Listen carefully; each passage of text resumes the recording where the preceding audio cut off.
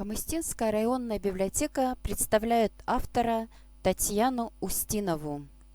Татьяна живет с семьей в поселке Кратово Московской области. Как большинство женщин, ценит и уважает семейный уют. Больше 10 лет своей жизни Татьяна Устинова посвятила телевидению.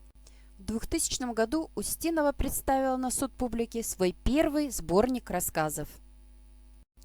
В 2003 году в книжных магазинах появился первый роман писательницы «Персональный ангел».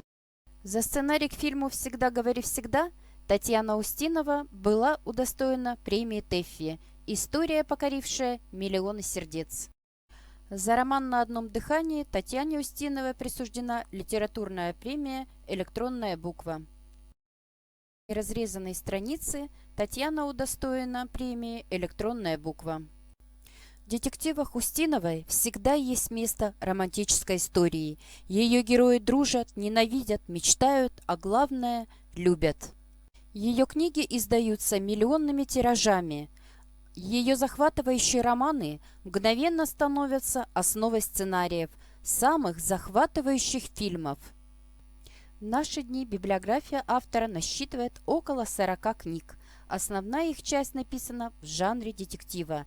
20 из них экранизированы. Прочтите детектив от любимого автора